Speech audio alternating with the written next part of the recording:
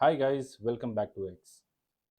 आज हम लोग फिर से बात करेंगे आज के लेटेस्ट अपडेट्स के बारे में, करंट अफेयर्स और लेटेस्ट जो डेवलपमेंट्स हो रहे हैं उन सब के बारे में।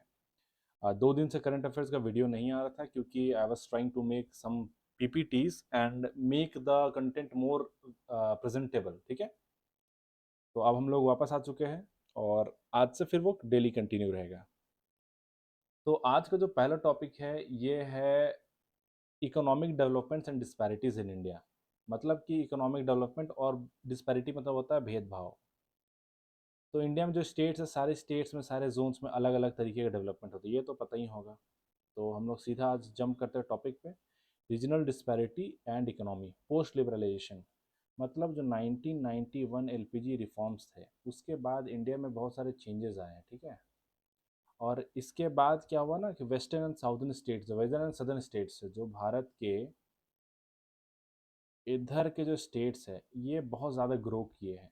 ये बहुत ज़्यादा ग्रो किए हैं। वेस्ट बंगाल का जो जीडीपी में हिस्सेदारी था वो डिक्लाइन हुआ है। पंजाब का डिक्लाइन हुआ है, हरियाणा का बढ़ा है। इस तरीके से अ, ये रीजनल डिस्पैरिटी दिखा है। तो ये जो रीजनल डिस्पैरिटी का रिपोर्ट है, ये रिपोर्ट लाया कौन है? इसका नाम है relative economic performance Indian of Indian states. ठीक है, और ये जो लाया है ये economic advisor council of prime minister, ये ऑफिस इसको लाया है। ठीक है, इसके बारे में जो भी आप पीडीएफ में देख सकते हैं। और इसके बारे में इतना ही था। आगे हम लोग बात करेंगे CO2 to methane pilot plant. तो इसमें वो जाने से पहले एक प्लांट बनने वाला है पुणे में। लेकिन इसको जानने से पहले हम लोग बात करेंगे CCUS के बारे में। ठीक है, CCUS के बारे में नीचे दिया गया है। ये CCUS टेक्नोलॉजी होता क्या है? यहाँ पे जो पहला सी है, this stands for carbon capturing utilisation and storage. ठीक है, तो क्या होता है कि जहाँ पे प्लांट होता है, मान लीजिए यहाँ पे प्लांट है, ये कार्बन का प्लांट से वेस्ट जो CO2 है इसको हम लोग करेंगे कैप्चर। कैप्चर करके फिर इसको पाइपलाइन के थ्रू या फिर शिप्स के थ्रू हम लोग ट्रांसपोर्ट करके भेजेंगे अंडरग्राउंड, या फिर सी कार्बन स्टोरेज फैसिलिटीज़ में। अब इसके बाद यहाँ से ये यूटिलाइजेशन होगा इसका, या तो फैक्ट्रीज़ में या कहीं और। ठीक है, तो अभी यही एक CO2 टू प्लांट क्या है ना कि कार्बन डाइऑक्साइड जो है इसका कन्वर्जन करेंगे, कन्वर्जन प्रोसेस है। इसमें क्या करेंगे? हाइड्रोजनेशन करेंगे, कार्बन डाइऑक्साइड का हाइड्रोजनेशन। कार्बन डाइऑक्साइड में हाइड्रोजन गैस को ऐड करेंगे और हम लोग मिथेनॉल निकालेंगे।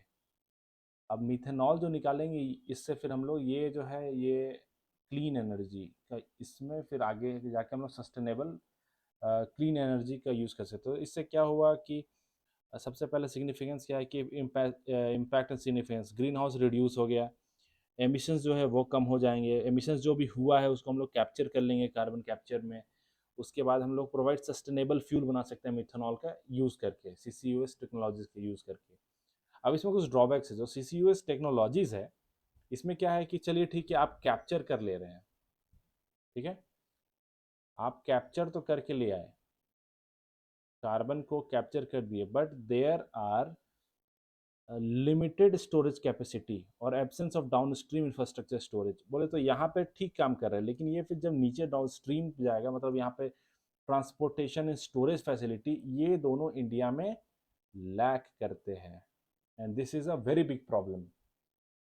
तो अगर हम लोग ये जो CCUS है, CCUS और जो कार्बन डाइऑक्साइड टू मिथेनॉल जो है, carbon dioxide to methanol production को हम लोग बढ़ा सही तरीके से कर दे तो ये एक्चुअली डीकार्बोनाइजेशन हो जाएगा। डीकार्बोनाइजेशन बोले तो अपना फ़ायदा ही फ़ायदा है। आगे अब हम लोग बात करेंगे नया टॉपिक के बारे में, Polaris Dawn mission and other recent news. ठीक है, ये है क्या? सबसे पहले हम लोग बात करते हैं ये पोलरिस डॉन के बारे में। What is Polaris Dawn mission? ये जो मिशन है, private mission, Polaris Dawn mission जो है प्राइवेट मिशन है, funded and operated by Jared Isaacman, ये एक आदमी है, और स्पेस एक्स, इस दोनों के बीच में हुआ था। ये लोग क्या कर रहे थे कि स्पेस वॉक कर रहे थे, स्पेस में ये लोग चल रहे थे, ठीक है। और एक स्पेशल जोन में चल रहे थे, एक हाई रेडिएशन जोन है जिसको कहते हैं वैन एली रेडिएशन बेल्ट, ठीक है। और यहाँ पे लोग देख रहे थे कि ह्यूमन में क्या उसका असर पड़ता है। तो हम लोग जानेंगे वैन, और एक और है वैन एली रेडिएशन बेल्ट और साउथ अटलांटिक एनोमली। तो पहले हम लोग जानेंगे वैन एली रेडिएशन बेल्ट क्या होता है। तो वैन एली रेडिएशन बेल्ट जो है उसका डिस्कवरी 1958 में जेम्स वैन एली के द्वारा हुआ था। ये क्या है ना, दो बेल्ट है, मतलब कि अर्थ का जो एटमॉस्फेयर, ये तो पता ही होगा, यहाँ पे ट्रोपोस्फेयर है, फिर स्ट्रेटोस्फेयर, आइनोस्फेयर, मैग्नेटोस्फेयर, उसी तरह के मैग्नेटोस्फेयर है। तो ये मान लीजिए मैग्नेटोस्फेयर है। अब मैग्नेटोस्फेयर के में भी दो लेयर में डिवाइडेड है, एक ये ऊपर वाला बेल्ट हो गया और एक ये नीचे वाला बेल्ट हो गया, ठीक है। ये है आउटर बेल्ट और ये है इनर बेल्ट, ये मैग्नेटोस्फेयर का है। यहाँ पे ये जो बेल्ट है इसको कहते हैं वैन एली रेडिएशन बेल्ट्स। ये क्या करता है ना कि जो भी ये हाई एनर्जी रेडिएशन पार्टिकल्स को ट्रैप करता है, जो बाहर से आ रहे हैं। इसी के वजह से जो सोलर स्टॉर्म्स जो आते हैं, इसमें इलेक्ट्रोमैग्नेटिक पल्स निकलता है, उससे हम लोग का इलेक्ट्रॉनिक्स इक्विपमेंट्स बचे रहते हैं, और ये अंदर से जो आ रहे होते हैं रेडिएशन, इसको भी ऑब्जॉर्व करता है। तो ये जो लोअर पार्ट है, ये अपर पार्ट है, इसी को हम लोग कहेंगे वैन एली रेडिएशन बेल्ट। अब इसी में एक और टॉपिक है, ये वाला साउथ अटलांटिक एनोमली। जैसे हम लोग जाने थे अभी कि ये मैग्नेटोस्फीयर है, तो यहाँ एक अपर बेल्ट है, यहाँ पे इस पोर्शन में एक अपर बेल्ट है और इस पोर्शन में लोअर बेल्ट है। तो लोअर बेल्ट में कुछ कुछ जो पोजीशन है ना, ये थोड़ा पृथ्वी से सटा हुआ है, और ये ना साउथ अटलांटिक ओशन के पास थोड़ा सा नीचे है रेडिएशन का बेल्ट। तो इसी को हम लोग कहेंगे South Atlantic anomaly. South Atlantic is the region, यहाँ पे South Atlantic where inner Van radiation becomes particularly close to Earth, और ये फिर एक्सपोजर, यहाँ पे रेडिएशन एक्सपोजर होता है। तो ये नीचे वाला जो बेल्ट है, ये इसको फिर हम लोग कहेंगे आपका South Atlantic anomaly. Okay, next topic है antitrust laws Amazon and Flipkart. Flipkart antitrust law मतलब होता है लोकल लॉज का वायलेशंस। तो ये जो है इसको इन्वेस्टिगेट करता है कंपटीशन कमीशन ऑफ इंडिया। ये एक स्टैट्यूटरी बॉडी है, 2002 में बनाई गई है कंपटीशन और फेयर मार्केटिंग प्रैक्टिस को लेकर। ये है 2002 कंपटीशन एक्ट, और कंज्यूमर प्रोटेक्शन रूल्स आया है फिर 2002 में, 2020 में। तो इसमें क्या सीन है मैं आपको एक्सप्लेन करता हूँ। जो इंडियन मार्केट है, ठीक है, जो कॉमर्स का जो मॉडल ऑफ कॉमर्स है, model of e commerce, e commerce, model of e commerce जो है ये दो टाइप में है, ठीक है।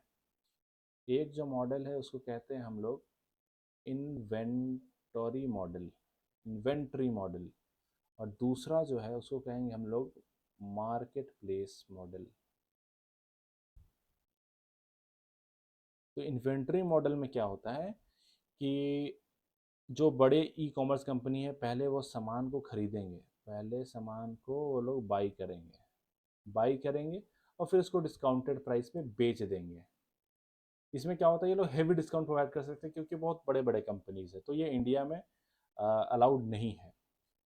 और मार्केट प्लेस क्या है कि एक प्लेटफॉर्म आप देंगे, आप क्या करेंगे, बायर और सेलर के बीच में एक लिंक स्टैब्लिश करेंगे। जैसे कि फ्लिपकार्ट करता है, फ्लिपकार्ट क्या करता है, वो सामान खरीद के बेचता नहीं है, फ्लिपकार्ट सेलर को और बायर को मिलाता है। इसमें इसके लिए भारत सरकार फुली अलाउड है और 100% एफडीआई अलाउड है, 100% एफडीआई अलाउड है। Where to close this thing, automatic route से, मतलब बिना सरकारों के परमिशन का 100% आप इसमें एफडीआई डाल सकते हैं, ठीक है।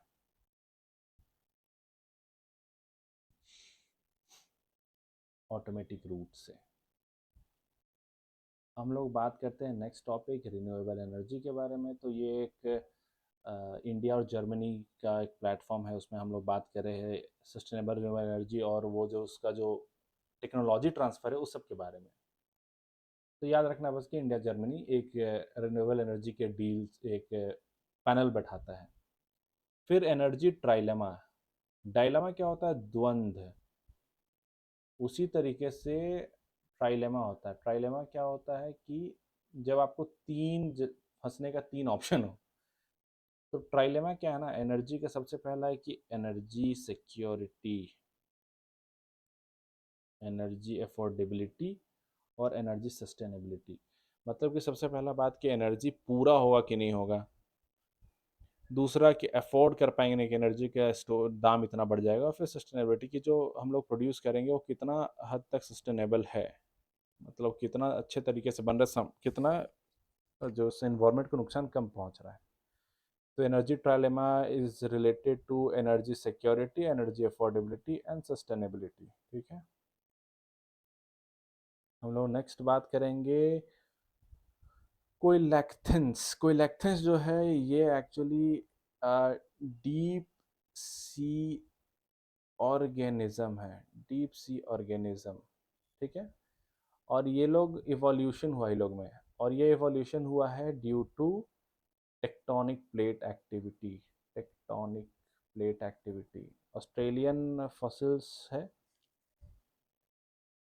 Australian fossils reveal that tectonic plate activity की वजह से इवोल्यूशन हुआ है कोइलेक्थेंस में। कोइलेक्थेंस डीप सी फिश होते हैं और ये टेट्रापोड होते हैं। अब टेट्रापोड क्या होता है? टेट्रापोड वैसे एनिमल्स होते हैं, वैसे जंतु जिसका एक स्पाइनल कॉर्ड हो और चार लिम्ब हो, जैसे frog. Frog is a tetrapod. तो ये भी जो है कोइलिथेंस, ये सरप्राइजिंगली फिश है पर ये टेट्रापोड कैटेगरी में आता है। ये लोग का जो हड्डी है, ये लोग हाथ का जो अल्ना होता है, जो आपके ये आपका अगर हाथ है तो ये आपका हाथ का ये जो बोन है ना, फेमर अल्ना, ये फेमर बोलते हैं अल्ना, इतना स्ट्रांग हो गया है ये इन लोग का जो बोन है। तो दिस इज़ क्वाइट सरप्राइजिंग। फिर बैटल ऑफ सरागरही, ये क्या है कि 1897 में हुआ था। ये एक्चुअली हुआ था ब्रिटिश फोर्सेस और अफ़गान ट्राइब्स के बीच में, और ये हुआ था नॉर्थ वेस्ट फ्रंटियर प्रोविंस। अगर भारत का नक्शा ऐसे बना दिया जाए, नॉर्थ वेस्ट फ्रंटियर प्रोविंस इस एरिया को कहेंगे, आज के पाकिस्तान सिंध अफगानिस्तान तरफ के एरिया को। ठीक है, यहाँ पे 1897 में बैटल ऑफ सरगरी हुआ था, और ये हुआ था ब्रिटिश और अफगान के ट्राइब्स के बीच में। अफगान के ट्राइब्स कुछ कुछ थे और ब्रिटिश के आर्मी में। अब नागा किंग चिली फेस्टिवल, ये नॉट दैट इम्पोर्टेंट। ये याद रखना है कि नागालैंड में एक बहुत चिली है जो बहुत ही ज़्यादा तीखा है। इसको हम लोग भूत जोलोकिया या फिर घोस्ट पेपर भी कहते हैं। इसको जीआई टैग मिला हुआ 2018 में। ठीक है, और ये नागालैंड का जो फेस्टिवल मना रहा है, ये कम्युनिटी फार्मिंग को भी दर्शाता है। ये पूरा कम्युनिटी मिलके ये नागा किंग चिली का खेती करता है और इसका फेस्टिवल मना रहा है। फिर एक कर्मा फेस्टिवल। कर्मा फेस्टिवल जो है ये स्पेशली झारखंड में मनाया जाता है। Jharkhand is our state. Jharkhand में मनाया जाता है, और ये जो है एक्चुअली एक करम ट्री होता है। इसका जो डाल होता है, इसको छोटा सा डाल को तोड़ के इसका फिर पूजा किया जाता है। और ये ट्रेडिशनल हार्वेस्ट फेस्टिवल होता है। यहाँ पे जो क्रॉप लगाए थे समर में उसको हार्वेस्ट किया जाता है, इसके खुशी में इसको मनाया जाता है। ये फर्टिलिटी और प्रोस्पेरिटी को दर्शाता है। ठीक है, फिर हम लोग बात करेंगे क्लेप्टोपैरासिटिज्म। Kleptoparassitism is a form of feeding where one animal takes praise from another। ठीक है, इसमें क्या है कि एक एक एनिमल जो होता है वो खाना चुरा लेता है या फिर ले लेता है दूसरा से, मतलब दूसरा हंट करके लाया था और वो फिर वो कुछ पड़ा हुआ है वो उसे उठा लेगा, और इससे एशियन एवियंजा फ्लू फैलता है बर्ड्स के बीच में। ठीक है, form of feeding which one animal takes prey from another. तो ये कोई लेके आया भैया, एक चिड़िया है वो अपना लेके आया कुछ, और फिर वो दूसरा चिड़िया उठा के उसको भाग गया, फिर मतलब एक चिड़िया दूसरी चिड़िया तक पहुंच जा रहा है, और ये इसको कहते हैं क्लेप्टोपैरासिटिज्म। फिर हम लोग पीवीआर पेरियार ईवी स्वामी के बारे में बात करेंगे। ये एक सोशल रिफॉर्मर थे, इनको फादर ऑफ द्रविडियन मूवमेंट भी कहा जाता है, और ये सेल्फ रिस्पेक्ट मूवमेंट चलाए थे आई थिंक 1925 या 27 में। और he is also the founder of justice party. ठीक है, इतना ही याद रखना है। जस्टिस पार्टी जो है ये 1916 में बना था, और सेल्फ रिस्पेक्ट मूवमेंट 1925 का था। ये एक और रिलेटेड है वाइकॉम सत्याग्रह से, वाइकॉम सत्याग्रह से भी ये रिलेटेड, जो कि 1925 में हुआ था। And that's it. Thank you guys. So thank you for watching this video. अगर आपको अच्छा लगा यू कैन सब्सक्राइब। पीडीएफ से I am not that comfortable, but एक दो दिन में will get back to it. अभी थोड़ा सा दिक्कत हुआ, पर ठीक है, it's okay. Thank you and do subscribe our channel.